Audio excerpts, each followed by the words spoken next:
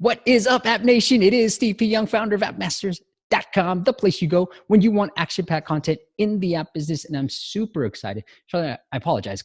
I just feel like I have to do it that way. It just rolls off my tongue now. If I deviate from that intro, it doesn't go off well. No, it's perfect. It got me pumped. Let's go. Let's do it.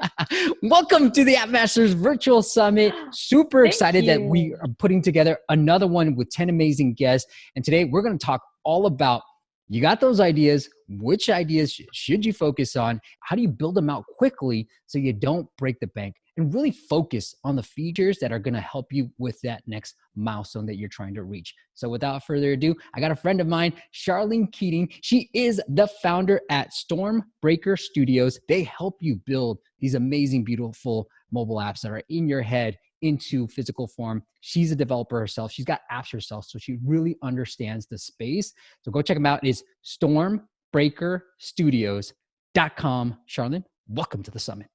Thank you very much. I'm thrilled to be here. Charlene, let's just get right into it. Like, I got these ideas. I've got a lot of them. How do I focus on the one idea that I should pursue? You know what? That can be so hard as a maker, right? Because when you get hit by an idea, like sometimes I don't know, sometimes for me, it's like I wake up from a dream. I'm like, yes, or I'll be taking a walk or a drive and it just hits me. And I feel like I want to drop everything and work on it right away. Right. I literally want to like not even go to work, just work on my own idea. And which is super fun for a few days until the next idea hits. So it's really challenging to stick with an idea long enough to see it come to reality. And sometimes that's a good thing, right? Because honestly, if you pursued every single idea, you'd be going in different directions all the time. And so I started writing them all down, and like I had this like list, and sometimes spreadsheets with tabs with all these ideas, and I'd throw notes on the ideas, and I never went back to the ideas because I was constantly having more ideas, constantly. In fact, I joked years ago that I was going to do like a blog where I just gave away free ideas, free inventions, free business ideas, anybody who wants them. And hey, if you take it and you make something out of it, send me a free sample, give me a free subscription, you know. My husband was like, no, you're not giving away ideas. I'm like, I have too many. Somebody's got to make these things. Right. So I think there's a couple of things that can help you, like keep you from going crazy with all this stuff, right? And so the number one thing that I think about is this the right idea for me? All right. Because, all right, so for years ago, for instance, I had this great idea. It was like, why don't they make tissue boxes that are like cup holder size that you could fit in the cup holder of your car? Right? Yeah. Because then you can have a tissue box right there in the car. And I'm like, why don't we have this? We need this. The world needs this, you know? And then you start thinking, am I really the person that can bring a tissue box to the world? Like, do I know anything about manufacturing, or, you know, that's just not my business, right? So some of those things you have to let go. So, and that's kind of an extreme example, but even with apps, I'll think, wow, this is a great idea for an app. And then I start thinking, am I the right person to do this app? Do I have the right connections in this industry? Do I know the users? Can I reach a potential audience for this easily? Like, you really have to evaluate, no matter how great the idea is, are you the right person to bring it to life? And then the second thing I ask is this the right time? Because every time that you say yes to an idea, you're gonna have to say no to like 1,000 other ideas and opportunities if you want that idea to live, right? So until you get that idea out of your head and into the world, you're gonna have to keep saying no to things.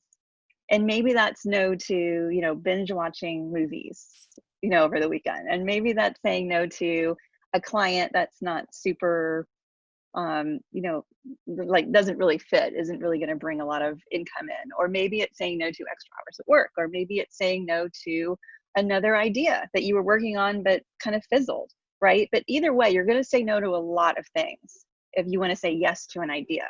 So you really want to think, like, before you jump in and say yes, make sure that it's something that you want to commit to until you bring it to market. I'm so glad you pointed out these two, because I think they're so valuable. I love the first one. Like, are you the right person to do this? Because you hear so many ambitious ideas, and it's really the ambitious ones that get me. Because it's like, but you have no connections in the music space. Like, how are you going to pull this off? Right, exactly. I'm working with somebody right now in the sports industry, and I can't say too much about it because it's under NDA, but Sure. if anybody else had come to me with this idea, it's so ambitious, and she's getting like this, the whole sports world involved in this thing. And anybody else, I'd be like, no. But she's actually got the connections. She's a famous competitor in the sport. She knows personally the people who are running, like, you know, the overseeing organization.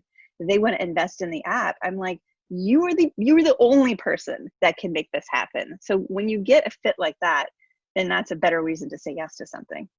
Now, when you have these lists of ideas, do you ever just go back to them, or what do you how do you kind of sift through like all these ideas as you write them down? Do you go back to them, or how do you figure out, okay, this idea, I want to continue and pursue? I used to, yeah. Like once a year, I'd go back and sort of evaluate, what did I do? Did I miss anything? Did I forget about stuff? And I looked through the ideas and I'm like, man, that was a really good idea. Or man, that would be a great game. And if they're good enough, they kind of stick with me. Like even without writing them down, they stick in my head. And I know eventually I'm going to make them. It's going to happen when it's the right time. But there's never been a time where I've been so bored where it's like, I don't have any good ideas. Let's go back to the list and pick one. There's just never that time. So no, it doesn't happen. I don't even know why I write them down. Maybe just to make myself feel better. Yeah, it's true. I kind of felt that way too. I'm like, let's give it a week. If I still think about it or it still comes up, like the good ideas, you'll never forget. Like that, I love the cup holder idea. I'm like, you should forget. Like, I'm not going to forget that one. That's a great one. I got a million of them. I really need to start that blog. These things need to happen. Like all you had to do is like, give me 0.5% of your company. And even if like one out of 1,000 made it, I would have been set for life. And you know, like it all comes down to execution regardless. So like ideas are just dime a dozen. Like everybody has ideas. It's just how you execute on it too. You know, I've talked to a lot of clients where I'm like, I love this idea. I think it's going to be great.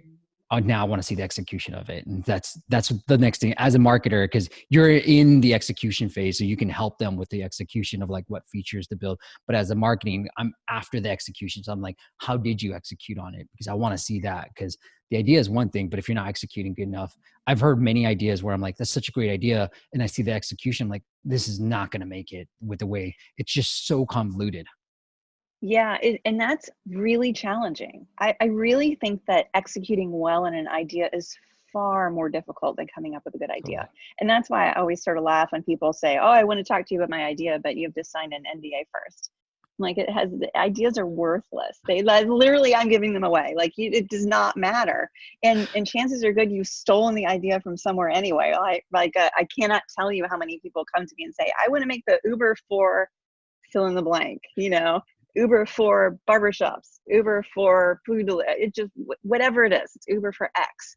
And it's just not that original of an idea that you would be, oh, I can't even talk about it because it's too secret.